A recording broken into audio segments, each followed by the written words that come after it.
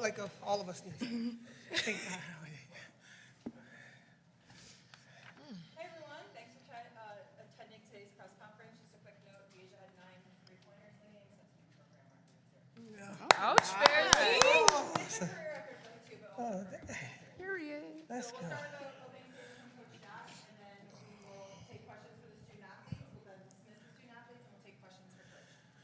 What a wonderful game we played.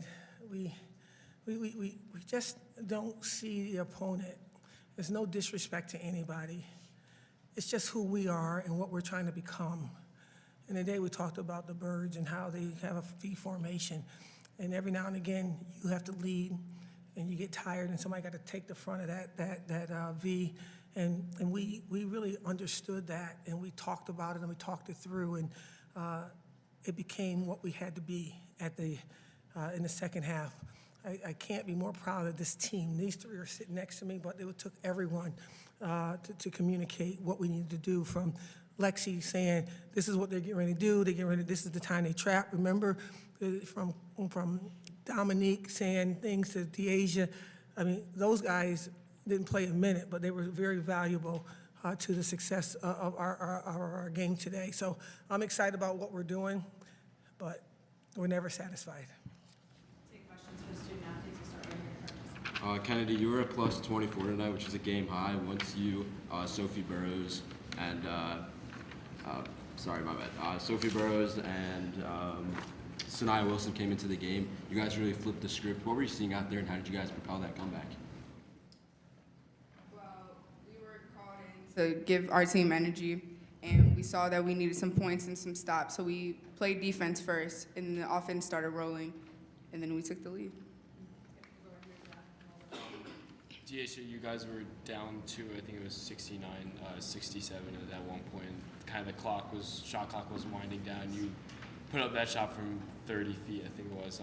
What was going through your mind on that play and kind of when that shot went in? I was trying to get my big to go to the opposite block, but she didn't move, and by then there was 2 seconds left, so I just threw it up.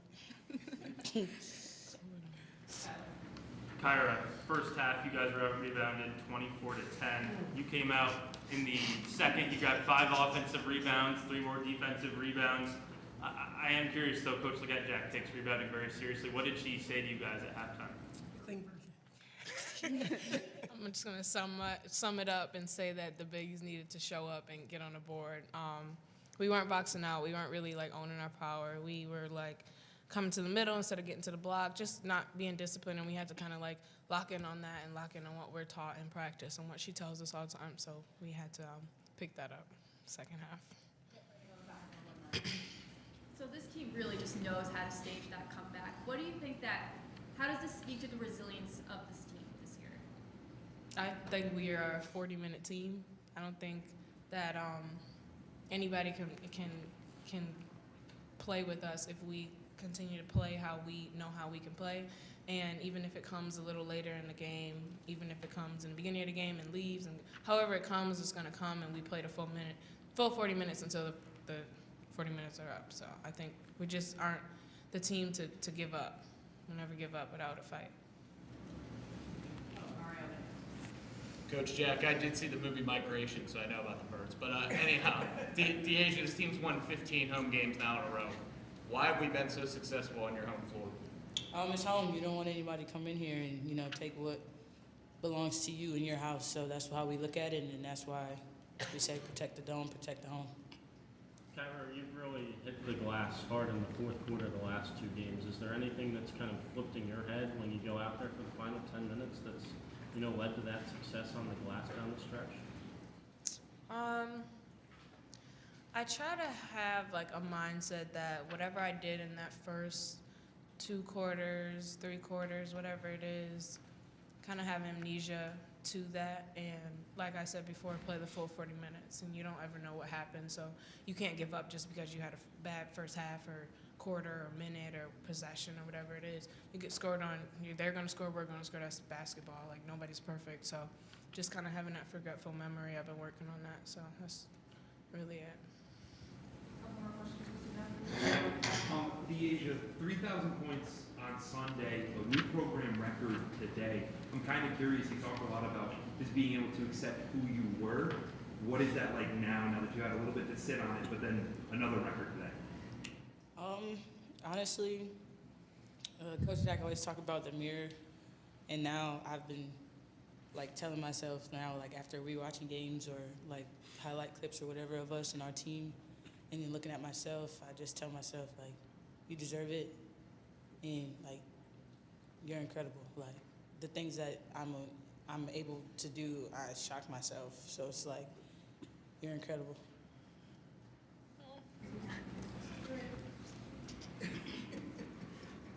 Deasia, today's 31-point performance puts you over some pretty big names regarding the total scoring throughout your careers.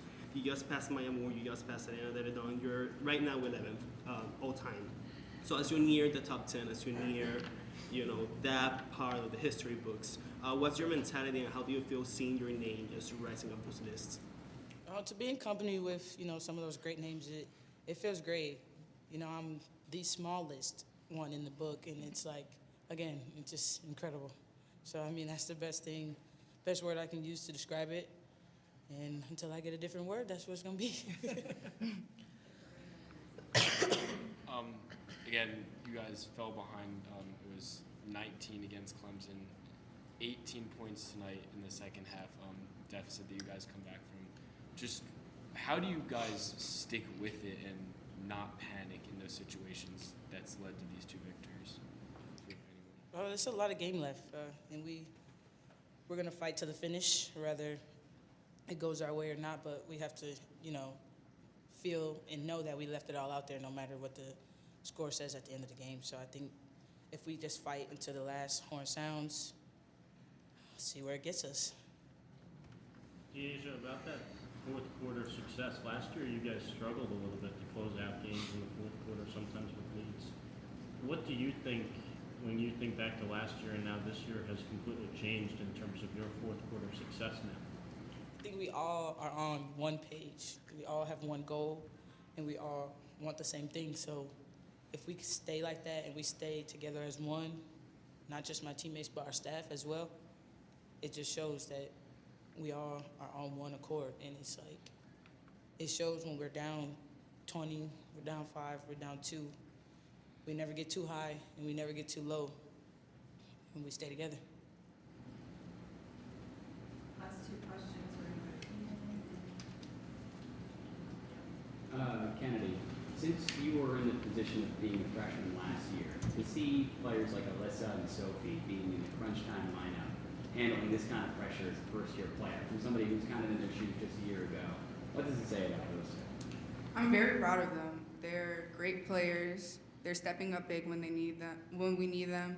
They're doing everything they need to do as freshmen. I know it could be nerve-wracking, but they're taking all the pressure and they're making diamonds out of it. So. Kennedy, when you talk about the stat sheet may not represent truly what you did out on the court today. Only the 9 points, but it seemed like you had a hand in everything that went on. What was kind of that thought process going through the action? So whenever my number's called, I just want to make a difference, a good difference for the team. So I went out there, played defense, got a few stops for us, picked my teammates up, got us moving in the groove, and that's what I do. That's how I help my team. That's how I want to help my team win games.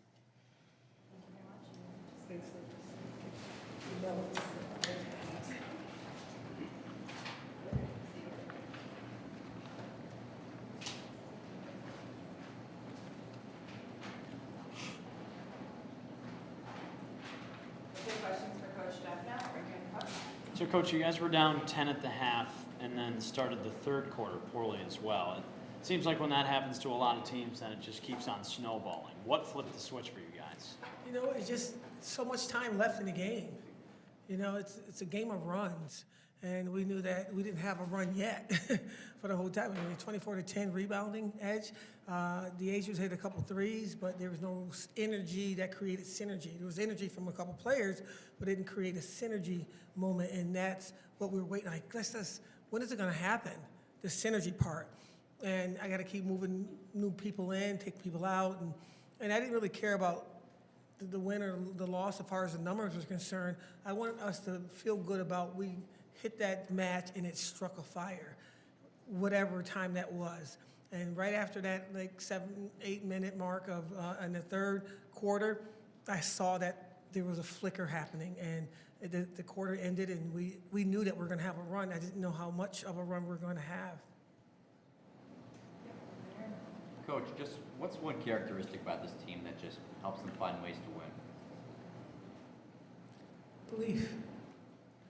These young ladies believe in themselves. They believe in each other. They believe in this coaching staff. They just believe that what we're telling them is for the good of the whole, not necessarily of the individual. And when you got belief, man, you got the whole world in your hand. And it doesn't always work that way when you have a team, because so many different personalities all over the world. And this team really has a belief not only in themselves, but the entire organization. And, you know, I don't take that lightly. As my husband, I stay up many nights trying to make certain we all take care of the ones that seem quiet. You know, the ones that's loud are good, but the quiet ones is making certain that they understand that the belief is in them too, even though the minutes aren't where it needs to be. Does it ever shock you about what Deja Fair can do now that you spent 5 years with her as a head coach? No, it's just so much fun. Can she get a 6 year? There's a guy that just said that he's getting a 9th year. Why can't Deja get a 6 year? Gosh, I mean, she's just so fun. She's like, you know, we were saying things on the sideline, and I just said, D, she's too little. No, I want her to guard me. I want the one that got 4 fouls. We need to get her out of the game. I'm like, to be able to communicate with an athlete on the court like that, with just great, raw conversation, is just tremendous. And does anything she does surprise me? Absolutely not. Absolutely not. It's just, I mean, I seen her score 30 in the fourth quarter one time. I mean, I'd seen her get 8 steals. I laugh at her defense all the time, because I'm like, you better pick up your defense. And then she makes ACC all defensive team. So it's just pure joy. It's pure joy, but no surprises. Coach, still talking about Deja, how important is it to have a player who you can trust will be confident and will take and make those 30-foot bombs in the clutch whenever you need it? Monumental. You know, I trust her. You know, right now Georgia's having some issues with her hand, and we're trying to nurse that through the season. And I know that she needs to play more, wants to play more, and I want her out there because her IQ for the game is ridiculous. But, you know, I know that she's great. I know Sophie's the same way. I believe in her. And Elena was just struggling a little bit, and so we just moved her out and added, you know, other people in. So there's a Deja, and it's a 5-year relationship, but there's others that are growing and becoming, and I see it transferring of the power is happening as we speak. And, you know, we're still not a 40-minute team. I think we're about a 31, 32-minute team. And I think that in order for us to be a 40-minute team, those others have to emerge, whoever those others are. What do you mean by transfer of the power? Deja's graduating. They told me that I can't keep her for a 6th year. Yeah, and I'm still fighting that. You know, so. Thank you. Thank you. Coach, when we talk, you talk about this team telling its story. This story is 15 straight home wins. You've knocked off 2 ranked opponents now.